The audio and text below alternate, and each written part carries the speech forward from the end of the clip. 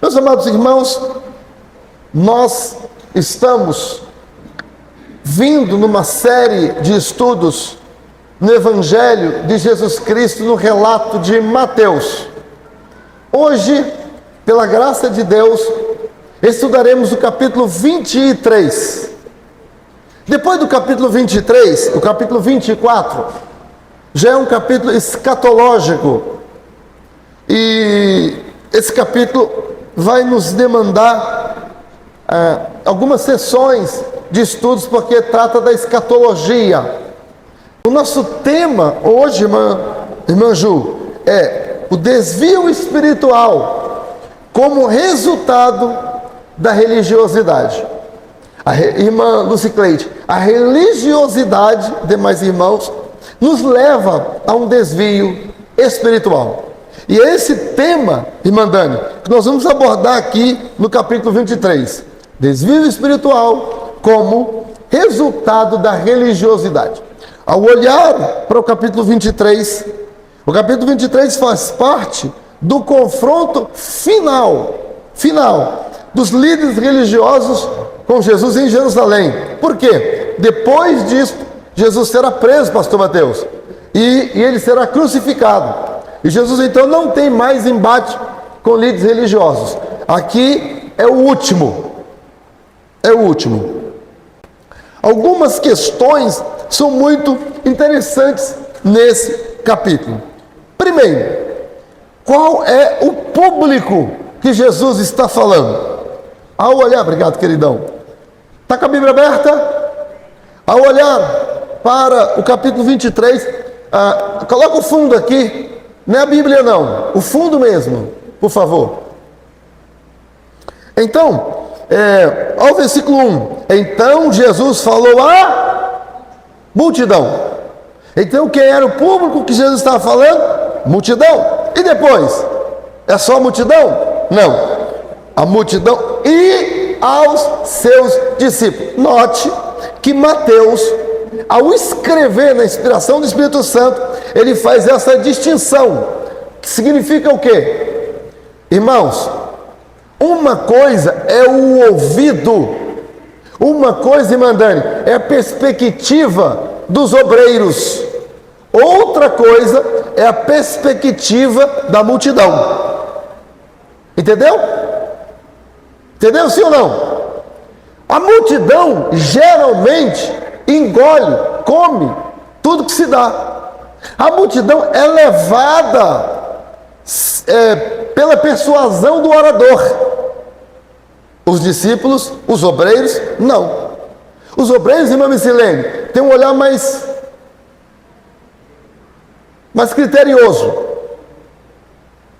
Que os obreiros, eles também conhecem. Eles julgam, eles avaliam. Então não é só chegar aqui e falar qualquer coisinha, achar que vão engolir, que não vão. Hoje, só para vocês terem ideia, hoje foi velado lá na igreja, na sede do Aribiri, o corpo do pastor que construiu aquele templo lá, pastor Edmundo Alves de Oliveira. Ele foi expulso da igreja, da nossa igreja, nós a igreja o expulsamos por um montão de coisas que não é o momento, mas ele saiu, o tempo passou, o pastor Camel quando chegou trouxe, reconciliou ele com a igreja, tal, beleza, só que ele era de outra convenção, enfim, estava já velhinho, de Parkinson, enfim, doentinho, faleceu, mas foi o pastor que construiu, foi o pastor que foi o presidente da igreja, enfim, e a família pediu que velasse o corpo dele ali, e o pastor permitiu, foi velado o corpo lá, eu estive lá presente, etc e tal, beleza. Um dos oradores, pastor Mário Souza, foi a pessoa que pregou lá, e ele leu aquele texto de Lucas, no capítulo 1, que fala assim: tendo acabado os dias do seu ministério, voltou para casa. A gente vê muito isso no velório, não é verdade? Aí o pastor Mário foi e deu uma aula de hermenêutica ali, sem falar aquela aula, então, obviamente. O pastor Mário falou 10 minutos. E esses 10 minutos que ele fez, ele falou assim, ele leu esse texto E ele contou a história dele com o pastor Edmundo, que ele era em 1970. Pastor Mauro tinha 19 anos. E o pastor Edmundo falou para ele fazer um velório. Falou: quem vai pregar é você. E ele falou assim: pastor, eu nunca preguei em velório. Qual é o texto que eu vou ler? Eu não sei. Aí ele foi e falou assim: olha, leia esse texto. Citou o texto. E falou assim: olha, leia esse texto. Explica o texto primeiro. Explica o contexto que o texto estava escrito. E depois que você explicar, você vai aplicar. Então, pastor Marolho, eu vou fazer hoje o que ele me ensinou no ano 70. E o pastor Marolho pegou: olha, esse texto aqui, quem falou isso aqui, estava se falando do pai de João Batista, Zacarias. Ele era sacerdote. Naquela época, os sacerdotes cumpriam os turnos como se fosse uma escala. Acabando a escala, o turno dele, ele voltou para sua casa física, no meio da sua família, literalmente. Aí começou um outro turno. Aí ele explicou isso. Tendo me explicado isso agora, eu vou trazer isso para o dia de hoje. Naquela época, voltar para casa não é o céu. Voltar para casa não é estar com Jesus, não, é voltar para a sua família. Mas isso pode, agora, aplicando a um funeral, o que é um crente voltar para casa depois que ele parte? Aí sim, nesse sentido, no sentido aplicativo, é voltar para o céu. Ele fez isso. E isso é pregação bíblica. Agora, quase não vemos isso.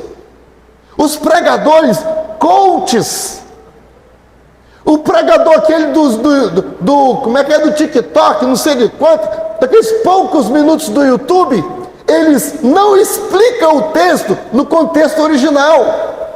O nome disso é faltar a hermenêutica, é assassinar o texto. Tem gente que lê um salmo, e salmo é um poema, não explica o salmo, sai logo aplicando como se fosse histórico. É difícil ouvir gente assim. Não porque saibamos demais, não é isso. É porque a Bíblia é um livro. E como livro, tem regra da literatura. Você não pode pegar um poema e aplicá-lo como um livro histórico. Você não pode pegar uma profecia e aplicá-lo como histórico. Você não pode fazer isso. A primeira coisa, você tem que olhar para o texto. Que texto é esse? É profecia, não é? Tem as perguntas que a hermenêutica ensina. Entende, irmãos? E aí, é olhar para o texto, explicar o texto e depois aplicar o texto. Isso é muito importante. Por que eu estou dizendo isso? Só para dizer que obreiro é diferente do povo, em geral. Porque o povo em geral, o que é hermenêutica? Quais são as regras? Como se aplica? As pessoas não sabem, não são obrigadas a saber, mas os obreiros são. Eles são pregadores. Você quer pregar a palavra? Quer? Então, compreenda essas coisas. Entende? Uma coisa é uma irmã da nossa igreja, um irmão que na semana de oração, ou num culto, numa consagração, você chama o irmão para dar uma palavra. Tá, o irmão não foi para o seminário, não tem faculdade, não é obreiro consagrado, não tem carteirinha de pastor, nem nada. Pronto, irmão, você vai ouvir o irmão vai falar de uma maneira simples, Deus vai usá-lo, e também não cabe a gente julgar os irmãos simples da igreja que vem aqui dar uma saudação. Vocês estão entendendo? Não cabe. Se alguém faz isso, está no lugar errado. Aqui é a igreja, aqui o povo é simples. Agora, se é um obreiro, a Bíblia diz assim, para os obreiros, para o obreiro, tá? Procura apresentar-te a Deus, o quê? Aprovado. Que não tenha de que se envergonhar. Sabe o que não tem de se envergonhar? É alguém que fala sabendo o que está falando, e não tem quem aponta o dedo, não, está errado, isso não está, porque você se organizou, você sabe falar, é obreiro. O obreiro tem critérios diferentes. Os irmãos estão entendendo, amados? Então, agora, os irmãos da igreja, irmão, imagina, eu chamo aqui, Judé, dá uma palavra aqui, meu filho. Mas que eu não vou ficar olhando regra, diz, claro que não. Vocês estão entendendo? Porque os irmãos simples da igreja, normal, né? Não são obrigados a saber. Você é um obreiro, aí não. O obreiro, a Bíblia manda, o obreiro tem que procurar apresentar-te a Deus aprovado, como obreiro, que não tem de que se envergonhar. Mas não para aí o versículo não. Quem sabe? Que maneja bem a palavra da verdade. Não é mais ou menos, é bem, aí já é outra coisa. Aí já é um outro naipe. Vocês estão compreendendo, amados irmãos? Então, é por isso que no versículo 1 diz assim: então Jesus falou à multidão e aos discípulos. Discípulo era obreiro, discípulo era diferente a questão. Muito bem, dando continuidade então, qual era o público? Os discípulos, mais a multidão. O alvo desse discurso de Jesus: atingir os escribas e fariseus, reprová-los diante do povo mesmo. Falso ensinador tem que ser reprovado. O povo tem que ser vacinado contra esse tipo de gente. Tem que falar mesmo. E Jesus falava durissimamente contra esse pessoal. Então, o tema central aqui desse capítulo inteiro, a hipocrisia desses obreiros, que não eram os discípulos, tá?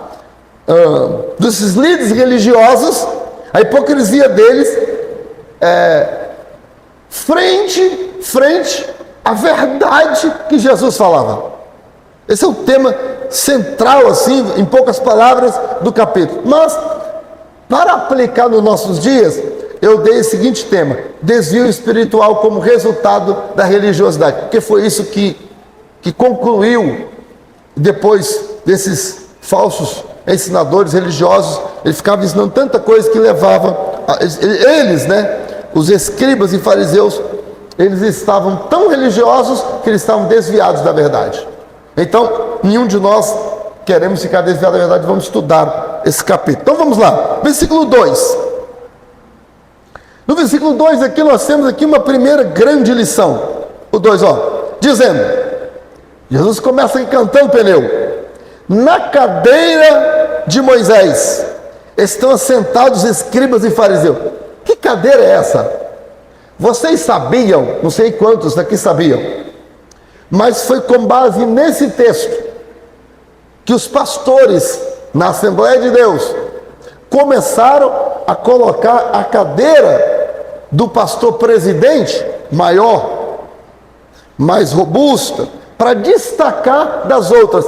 A base bíblica foi esse texto aqui, na cadeira de Moisés. Onde ficava a cadeira de Moisés? Ficava no Sinédrio. No Sinédrio.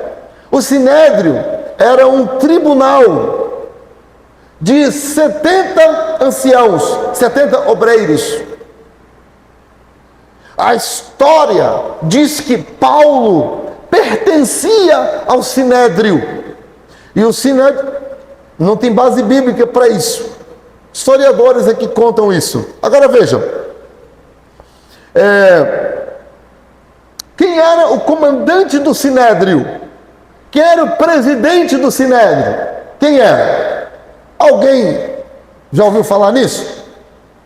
Você já parou para pensar quem é o líder dos 70 anciãos? Deve ter um líder. Era o sumo sacerdote.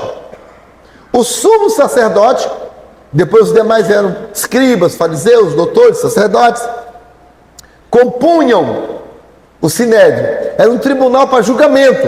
A pessoa pega apanhada em ato de adultério, roubando.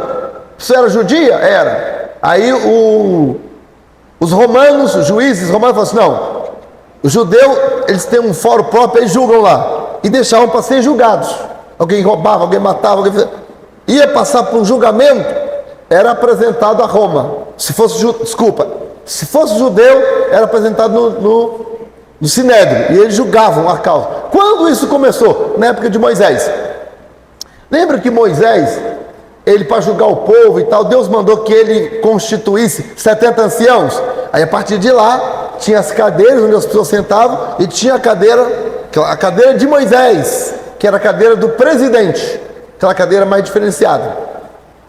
Então, aí aqui, havia essa tradição. E ele dizendo aqui, na cadeira de Moisés estão assentados escribas e fariseus.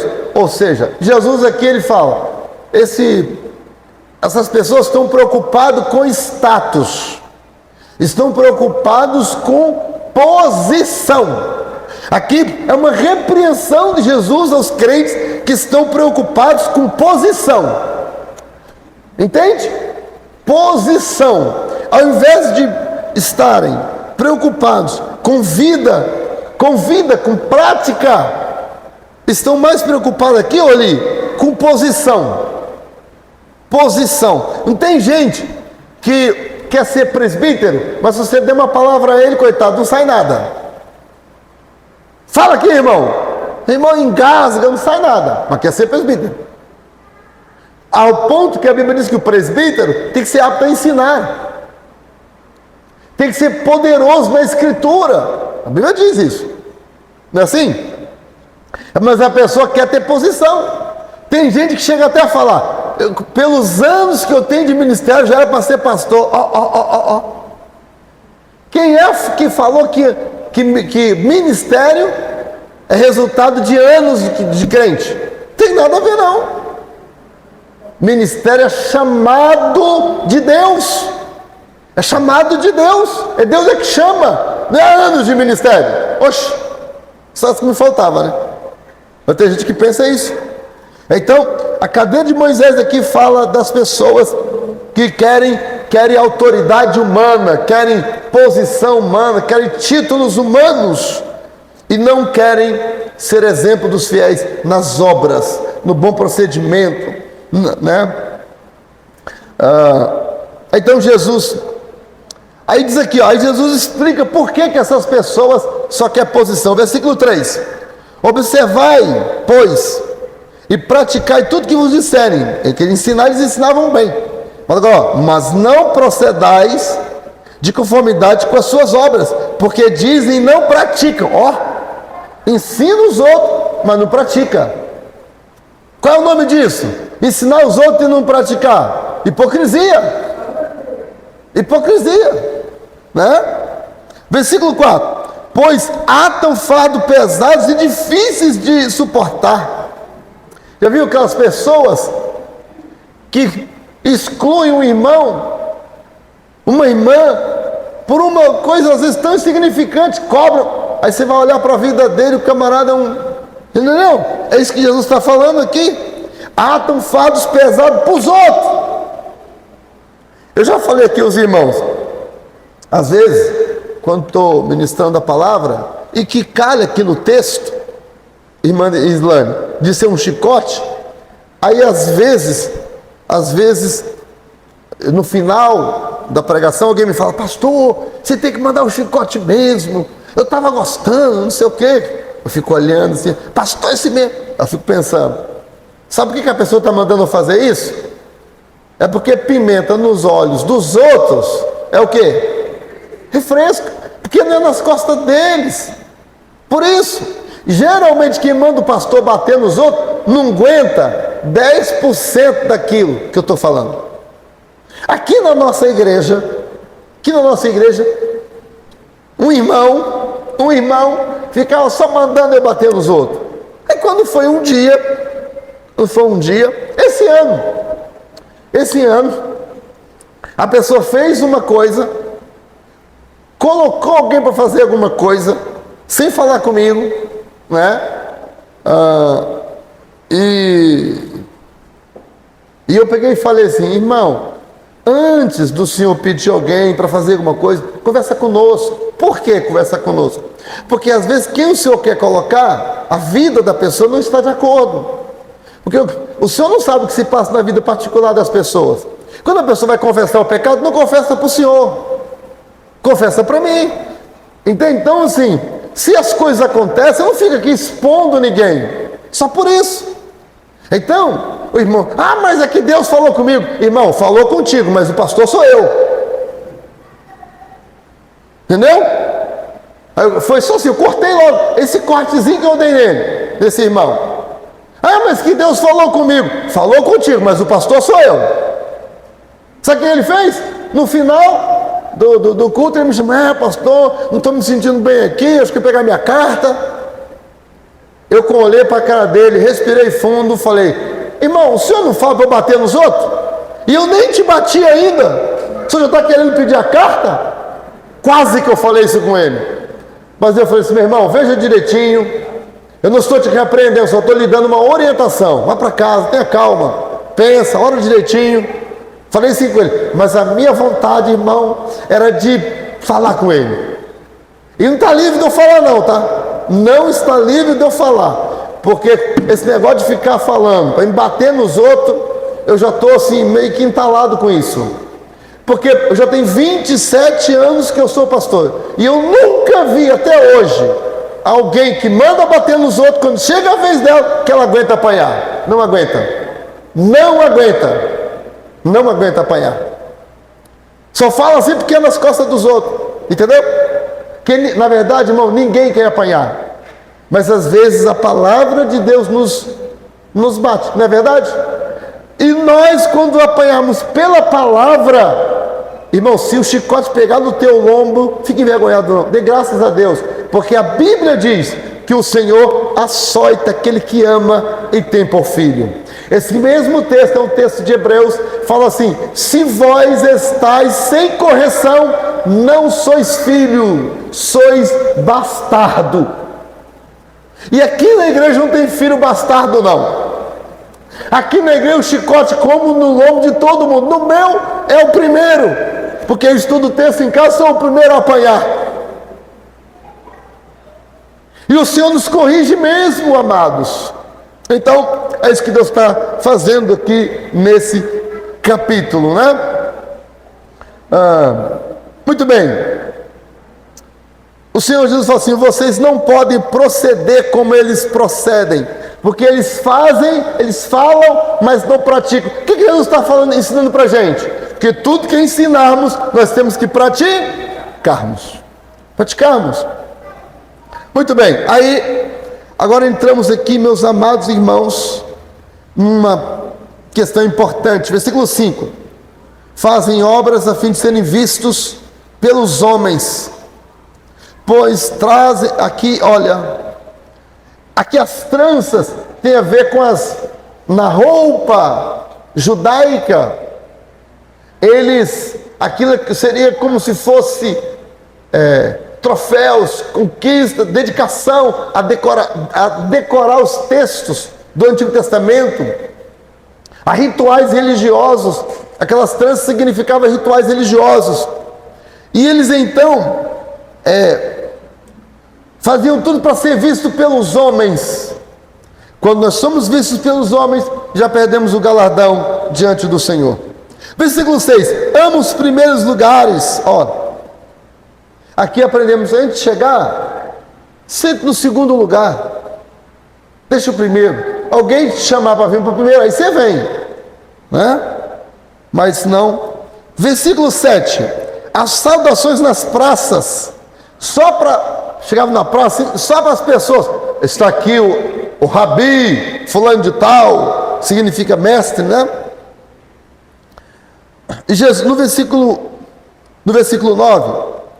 8, vós, porém, não queirás ser chamado de Rabi. É assim, as pessoas não ficarem: eu sou mestre. Irmão Wallace, irmão não, mestre Wallace. Já pensou? Mas tem gente que é assim. Tem gente que é assim. Então, Jesus, ele está corrigindo essas coisas na vida cristã. A ninguém chamei de vosso Pai, porque um só é vosso Pai, o qual está no céu. Então aqui, meus irmãos, Jesus está falando de equilíbrio. Eu não posso chamar o meu Pai de Pai? Posso. Nesse sentido aqui, que ele está falando, é Pai como título, como orgulho, como alguém que, sabe, quase que no sentido de adoração, de veneração. É nesse sentido que Jesus está corrigindo, né? da pessoa se arrogar, que é como a pessoa que quer aparecer evangelista júnior. Muito bem, versículo 11 agora. Porém, o maior dentre vós será vosso servo. Então é o seguinte, você quer ser reconhecido? Começa a servir. Você quer ser obreiro? Se você quer ser alguém, serve. Porque quando você começar a servir, a liderança de Jesus é o líder servo. Porque ele mesmo não veio para ser servido, ele veio para servir. Lavou os pés dos discípulos, fez o trabalho de escravo. Veja lá. Então, versículo 12, para terminar essa sessão. E o que a si mesmo se exaltar, será humilhado. E o que a si mesmo se humilhar, será exaltado. Então, vale a pena a pessoa servir o Senhor com humildade. A pergunta, para a gente terminar essa sessão. Quando as pessoas olham para você, será qual é a impressão que elas têm? Que você é humilde? Ou que você parece que é o bam. Parece que você tem um rei na barriga. Quando as pessoas olham para você, o que elas dizem? Você é uma metida besta? Ou você, nossa, aquela irmã é tão legal, aquele irmão tão bacana? Qual é a impressão que se tem a seu respeito? Uma vez, nós fizemos uma dinâmica, Dani, você que gosta de fazer dinâmica, num curso, e tinha que colocar assim, colocava o meu nome, aí ia rodando. E aí, quando chegasse no meu colega, o meu colega ia colocar uma virtude e um defeito meu. Uma virtude e um defeito, até aquele papelzinho chegar em mim. Quando o papel chegava em mim, todo mundo que estava ali falou um defeito e uma virtude. E eu depois li todas as virtudes e os defeitos. Gente, eu fiquei assim, horrorizado. Primeiro, tinha virtudes que por um lado eu até gostei. Falei, nossa, tem tantas virtudes assim. Eu não tinha virtude que eu nunca sabia, irmão Jean. Mas tinha, alguém me via de uma forma. Mas tinha defeito também, gente. Entendeu? Essa é uma boa dinâmica, porque às vezes, você sabia que você já viu alguém falar assim, nossa, olha, eu me aproximei de que eu estava conversando com fulana, menino, tive outra ideia dela. Nossa, assim, antes eu pensava que ela era assim, que ela era assado, que ela era aquilo outro, mas menina, conversando com ela, vi que ela não é nada daquilo. Gente, como a gente se engana, né? Você já viu alguém falar isso, sim ou não? Ei, irmão, já vi muitas vezes. Então, tem gente, o que isso nos ensina? Que aparenta ser aquilo que não é. Que não é. Então, é muito bom a gente ter esse feedback. Jesus nos ensinou isso. Em Mateus 16, Jesus falou bem assim: o que dizem? O que dizem aí do Filho do Homem? O que dizem? Ah, Senhor, falam aí que o Senhor é um profeta. Falam aí que o Senhor é o Elias que havia de vir. Falam que o Senhor é Jeremias. Aí Jesus diz, e vós? Quem dizem que eu sou? Que dizes? Vós. Essa avaliação, ou autoavaliação, é bíblica. É bom perguntar na nossa família. Perguntar ao círculo de amigos quem nós estamos sendo, porque às vezes nós achamos que estamos sendo tão crente, e às vezes quando quem tem coragem de falar a verdade para nós mesmos fala cada coisa que a gente fica, mas isso é bom para nós melhorarmos, amém? É bom. Então Jesus nos ensina isso. Agora aqui a segunda parte do texto, aparece aqui 7 aios. Versículo 13. Mas, ai de vós escribas e fariseus. Imagina que eu chego aqui e falo assim, ai de vós músicos. Aí eu falo, ai de vós músicos e vocalistas, cantores. Eu estou me dirigindo a um grupo específico, sim ou não. Aí eu falo, hipócrita, ai meu Deus. Imagina, não é o caso, misericórdia hoje, não é o caso não. Mas o que eu quero dizer com isso esta noite? É que quando Jesus fala, ai de vós escribas e fariseus, ele estava literalmente em público apontando para uma classe. E ele, aqui, pastor Mateus, mostrou o erro deles. É isso aqui que eu vim agora no carro conversando com o nosso querido Orli, minha família, irmão Murilo. O verdadeiro evangelho, cantor Elaine, ele confronta. E hoje em dia, os crentezinhos, almofadinhas de hoje em dia, não querem ouvir um discurso de confronto, que confronta o pecado, que confronta o mau comportamento. Não querem não, querem vir para a igreja, como eu estou vendo aí agora no Instagram. Aí vai assim, esta é a minha igreja, se você quiser vir, aí mostra, aí vai, aqui ó, tem academia, se você quiser vir, ó, tem, como é que fala, tem o Zumba Gospel, se você quiser vir, é uma academia, é uma igreja, ou é um centro de diversão?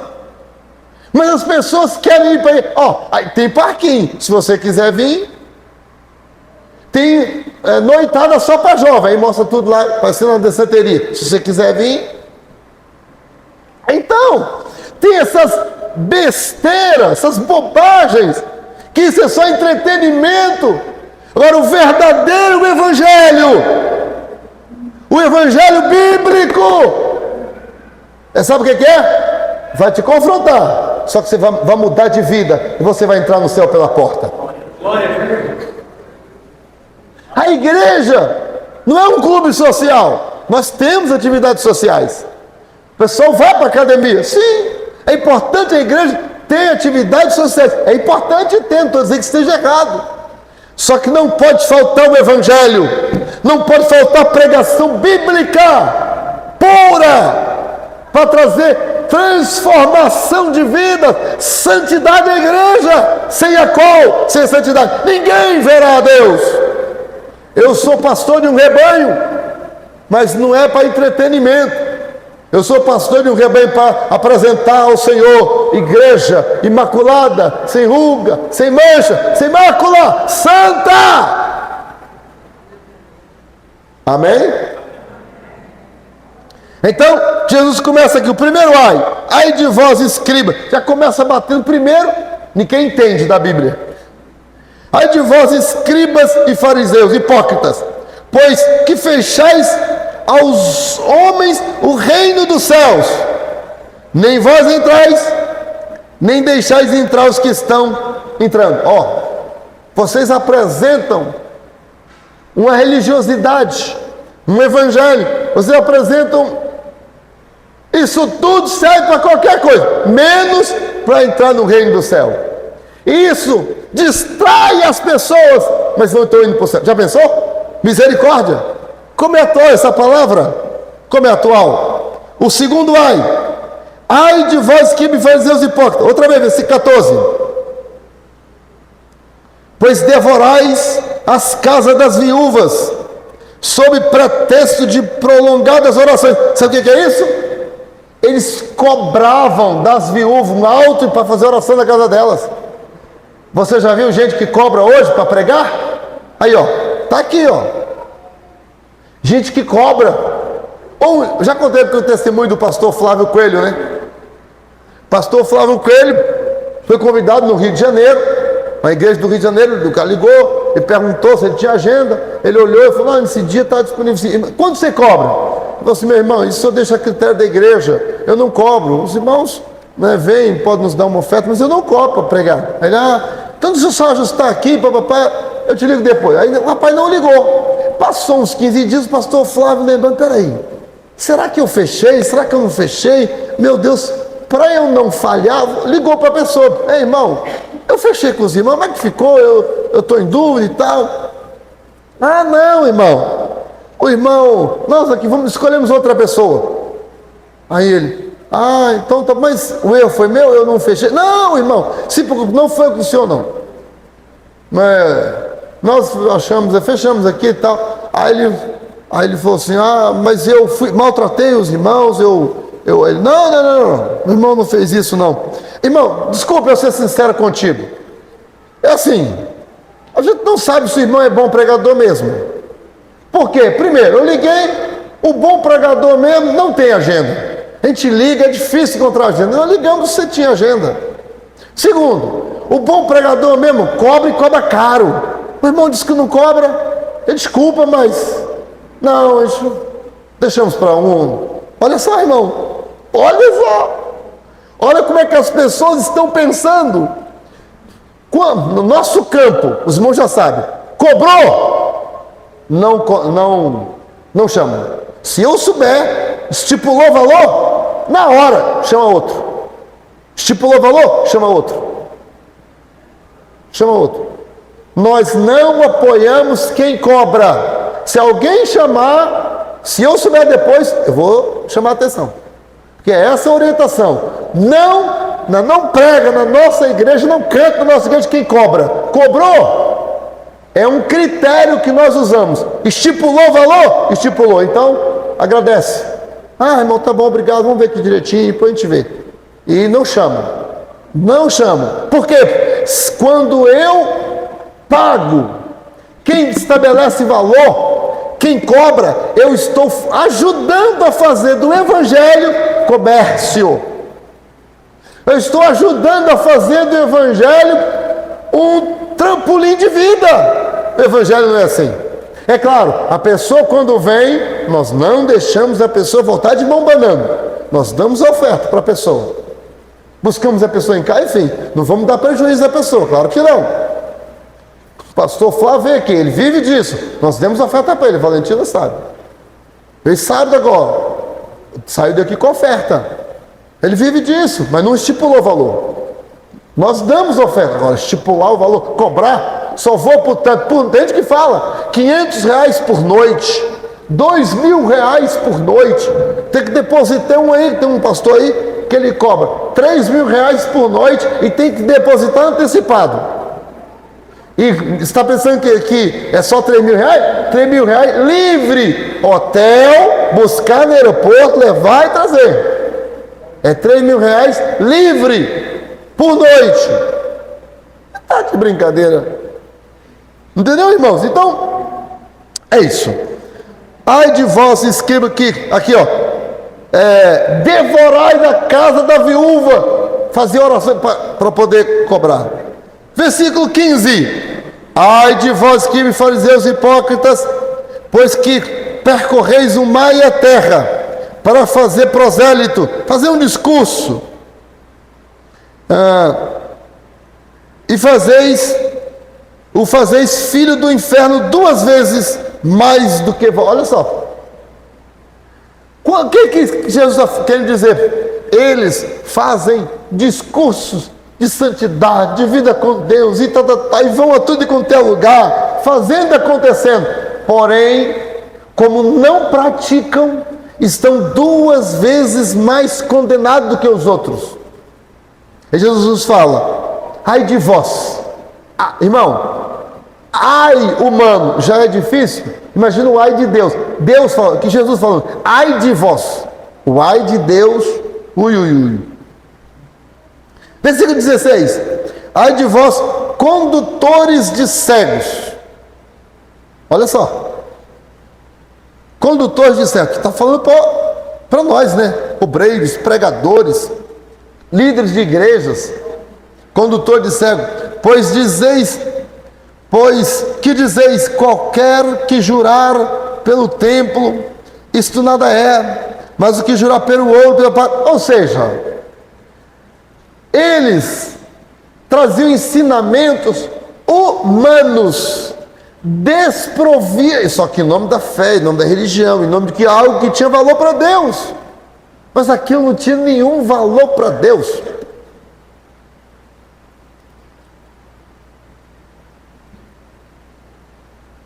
Aí, versículo 17, Jesus fala: insensatos e cegos, pois qual é maior, o ouro ou o templo?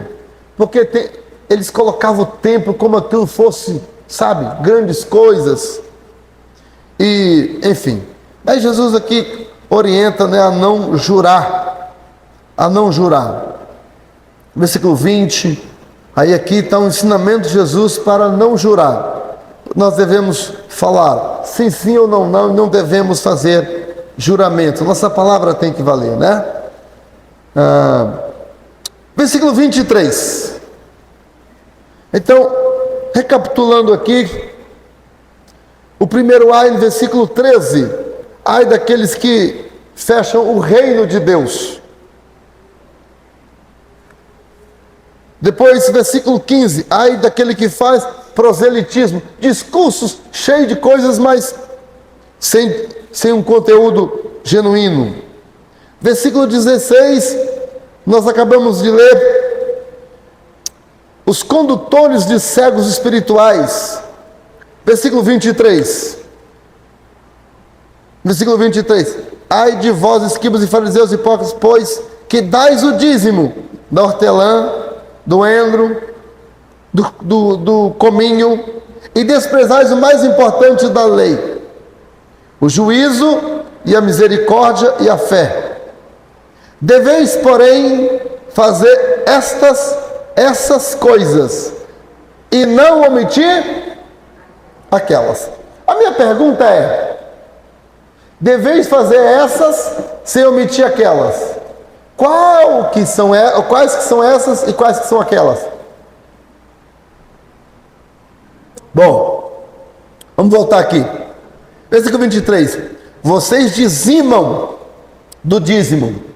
Vocês dizimam da hortelã, do endro. Então, Jesus está falando, vocês devem dizimar, sem omitir o mais importante da lei: o juízo, a misericórdia e a fé. Jesus não anula o dízimo. Ele fala, vocês devem fazer isto. Vocês devem ser dizimistas, sem omitir. Alguém, eu já vi pessoas falando assim: não, mas Jesus estava falando isso aqui para os fariseus, não é para nós. Então você rasga esse capítulo, rasga aqui o evangelho de Mateus, porque o evangelho de Mateus foi escrito para o judeu. Você é judeu? Não. Só que tudo que está na Bíblia, o apóstolo Paulo diz, foi escrito para ensino nosso. Tudo que foi escrito está na carta de Paulo. Tudo que foi escrito para aviso nosso. Então, Jesus, esse aqui é o evangelho, foi um ensinamento para os fariseus? Foi, mas só para eles? Só serve para eles? Não, isso aqui é Bíblia.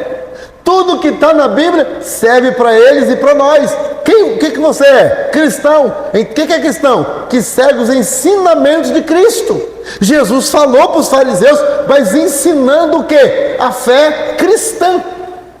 São princípios cristãos.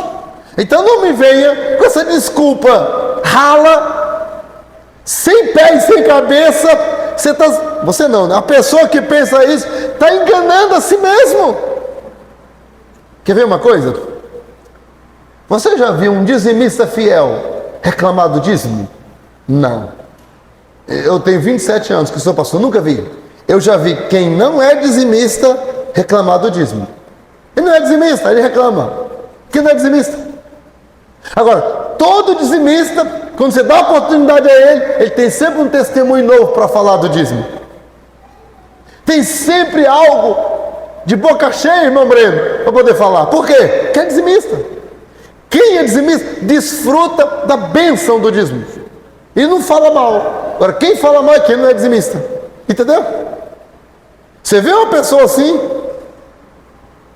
aí, irmão, não resta outra palavra a não ser usar a palavra que Jesus falou: hipócrita. Quer desfrutar de um lado, mas não quer praticar o outro. Aí, irmão, aí não dá, né? Então, foi Jesus quem falou, tá? hipócrita. Ai desses que fazem uma coisa e omitem a outra. Você já deve ter visto na igreja, estou terminando, você já deve ter visto alguém na igreja falar assim: eu não estou fazendo isso não, na verdade. Mas tem lá na igreja gente pior do que eu. Tem gente lá pior do que eu. Irmão, que justificativa mais esdrúxula.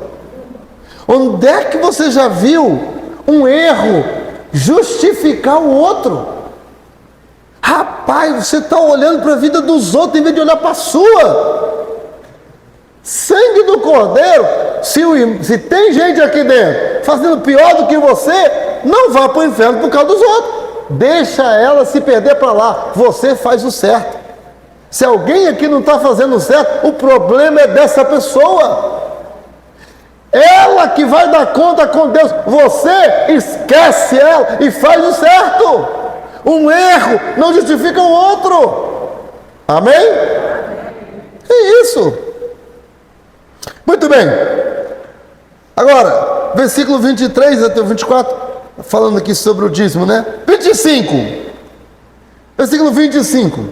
O quinto ai, sobre o ai da pureza externa e corrupção interna. Esse aqui, versículo 25. Ai de vós, escribas e fariseus hipócritas, pois que limpais o exterior do corpo e do prato, mas o interior está cheio de rapina e iniquidade. Fariseu cego, limpa primeiro o interior do teu corpo, do teu copo e do teu prato, para que também o exterior fique limpo do teu copo, do teu prato, para que também, limpa primeiro o interior do teu copo. O que Jesus está falando? Limpa primeiro dentro de você. Já viu pessoas que xingam palavrão? Na frente de todo mundo, a pessoa é o varão, linguagem, né?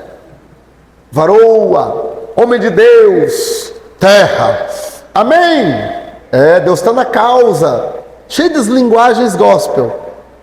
Mas aí, saiu dali, fala palavrão, xinga palavrão. Em casa, ouve música mundana, o camarada está todo corrompido por dentro. De madrugada, não tem ninguém vendo, está bem lá olhando pornografia no celular. Cabra sem vergonha. Por dentro, cheio de imoralidade. Passa uma irmã aos pensamentos, tudo errado. Oxe. Não, irmã Landinha? Oxe. Sabe o que é isso? Sujeira por dentro. Aí Jesus fala. Jesus aqui fala. Aí Jesus faz essa exclamação aqui, né? Fariseu cego. Por que cego? Note que a cegueira, do ponto de vista de Cristo para nós, é quando nós não conseguimos enxergar a sujeira em nós. Aí Jesus chama a gente de cego. É o cego espiritual. Mas essa noite, o Espírito Santo entrou na derrodossol com uma jarra do colírio da graça e está derramando em mim da sua graça, para que eu possa olhar para mim mesmo e enxergar onde é que tem que ser limpo.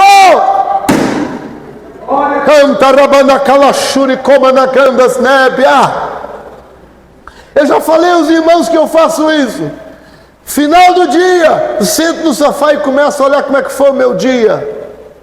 Dificilmente, irmão Claudei, eu chegar final de um dia, olhar para mim e ver que eu não tenho que corrigir alguma coisa.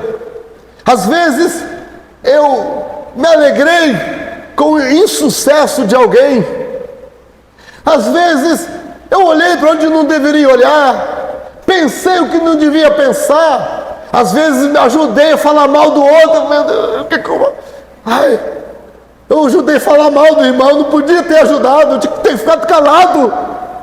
Não consegui ficar calado, acabei falando mal do irmão. Aí já no outro dia o Jacó vacinado, só que eu olhei para dentro de mim. Aquele testemunho, poxa, dei um mau testemunho. Eu fui muito rude com o irmão fulano, não deveria ter usado aquelas palavras. Acabei ofendendo meu irmão. Ai meu Deus, irmã Micilene. E ali eu começo a me corrigir. É isso que Jesus está ensinando nesse texto. Quando ele fala, fariseus segue em relação a gente. Lá em Apocalipse, na igreja de Laodiceia, se a memória não me trai, que Jesus fala, aconselho-te, que de mim compre colírio, para que veja. Está falando olhar, é olhar para a gente. O olhar, a visão, a limpeza dos olhos, a visão espiritual, não é para você ficar vendo coisa nos outros, é para você ver sua vida mesmo, é para que eu veja a minha própria vida, e veja o quanto eu preciso melhorar, o quanto eu preciso me santificar, o quanto eu preciso buscar mais, porque no céu não entra pecado. E aí, Jesus fala, ai, que o Senhor não fale ai para nós. E por último, rejeitam os profetas. Ai dos que rejeitam profetas. Versículo 29. Ai de vós, escribas e fariseus hipócritas, pois que edificais o sepulcro dos profetas e adornais os monumentos dos justos, e dizeis, se existíssemos no tempo dos nossos pais, nunca nos associaríamos a eles para derramar o sangue dos profetas. E assim vós mesmos testificais que sois filhos dos que mataram os profetas. Enchei-vos, pois, da medida dos vossos pais. Então, serpentes, raça de víboras. Olha que linguagem que Jesus usa, irmão. Que linguagem que Jesus usa aqui. Jesus estava errado, irmã Dani? Será que a gente pode seguir o exemplo de Jesus? Falar forte também? Ele estava em público, hein? Olha o que está falando aqui. Serpentes, raça de víboras, como escapareis da condenação do inferno? Portanto, eis que eu vos envio profetas, sábios e escribas, e a uns deles matareis, crucificareis, e a outro deles açoitareis. Aqui Jesus começa o quê? A profetizar. Está falando no futuro. Sim ou não? Está falando. Tem gente que assassina profeta. Que matar não quer dizer que seja fisicamente. Às vezes, pensando nisso, irmão Claudeir, alguém levanta para profetizar. Eu até penso que a profecia é da carne, sabe? Mas eu deixo a pessoa profetizar. É melhor começar na carne e terminar no espírito do que matar um profeta que está começando. Não tem muita experiência de ouvir a voz de Deus. Vocês estão entendendo o que eu estou querendo falar? É bom ter menino em nosso meio, ensinar o menino a crescer, porque amanhã será um adulto profeta na mão de Deus.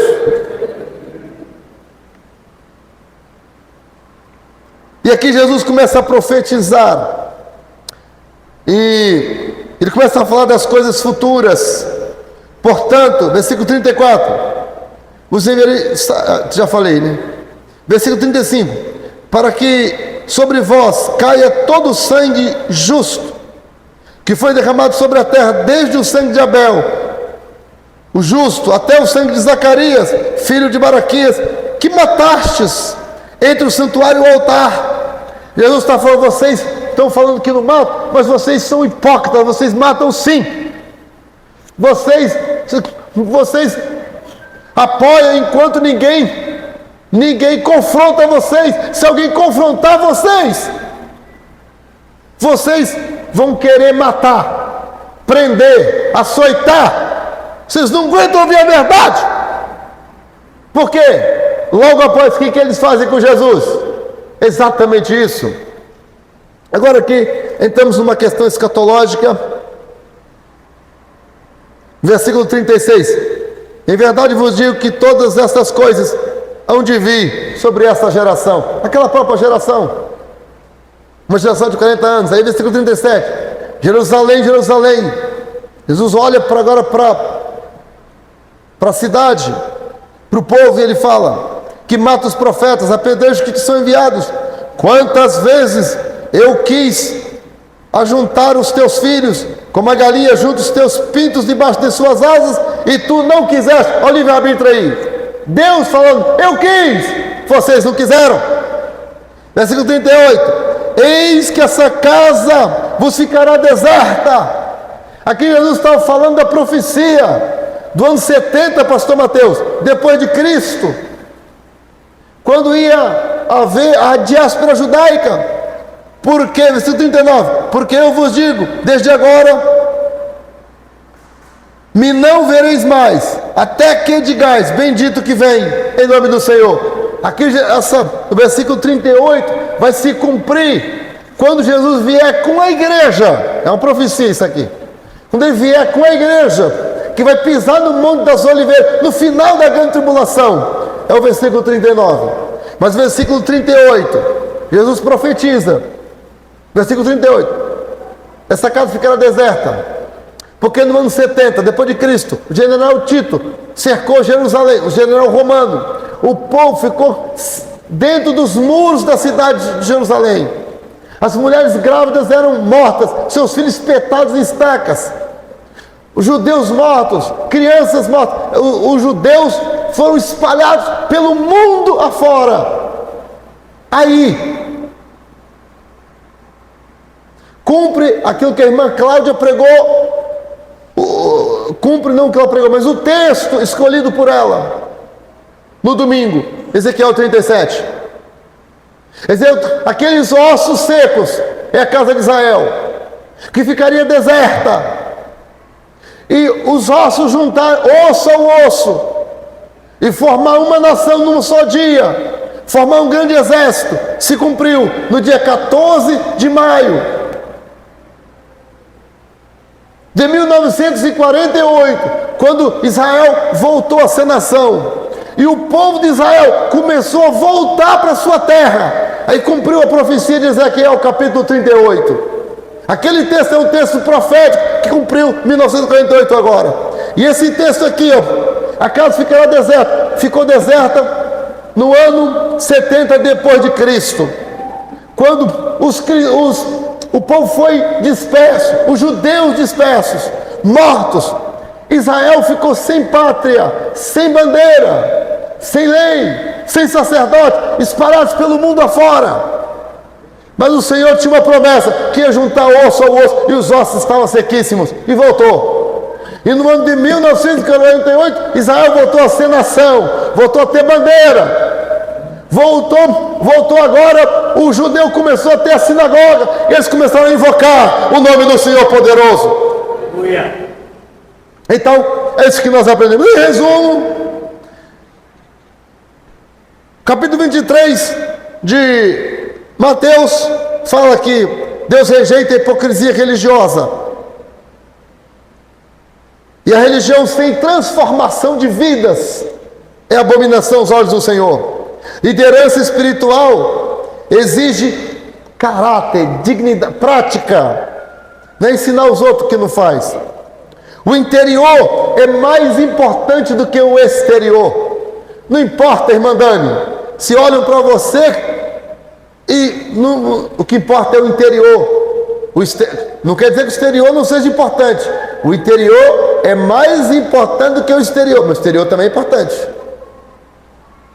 Depois, o legalismo afasta o reino de Deus. A graça de Deus, ela suplanta regras humanas. Então, não podemos criar coisas que fecham a porta do céu, criar regras humanas que está impedindo as pessoas de ir para o céu. Não! Quer ver uma coisa? Me permita, irmão, alguém ficar proibindo brinco, por exemplo, mas sendo mentiroso, comprando e não pagando. Já pensou? Ou seja, está proibindo algo externo e interno está pior. Está entendendo? Fechando a porta do céu por algo humano.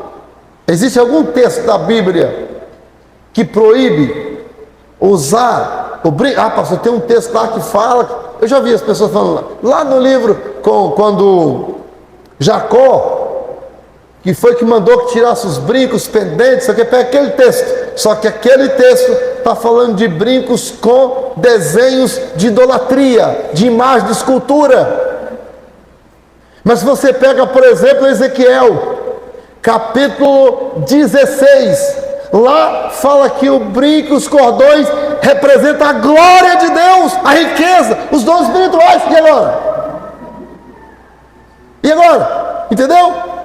Então, irmão, nós devemos conhecer a palavra de Deus para não proibir o que a Bíblia não proíbe. Falar, entendeu? Senão eu fecho a porta do céu com ensinamentos humanos. Vocês estão compreendendo? Jesus ainda chama e também julga pessoas. Eles falam, ai desses, ai daquilo outro. Quem está falando é Deus, não sou eu, pastor. Ai dos hipócritas, ai daqueles que dizimam de uma coisa, mas faltam com a outra. Ai daquele que faz uma coisa, mas não dizima. Quem está falando, ai desses, não sou eu, é Jesus na sua palavra. Ou seja, ele julga, ele condena. E por último, há momentos escatológicos. Nós devemos pensar que Jesus fala aqui, porque vos digo que desde agora não me vereis mais, até que digais. Até é advérbio de tempo. Ou seja, haverá um dia, haverá um tempo que vamos ter que prestar conta. E que o Senhor nos guarde dele estar nos reprovando esta noite. Amém? Que Deus abençoe. Me ajuda, João Vitor. Amém. Eu quero orar por você e por mim também, por nós. Queria que você curvasse a sua cabeça, por favor. Você fechasse os teus olhos por um momento.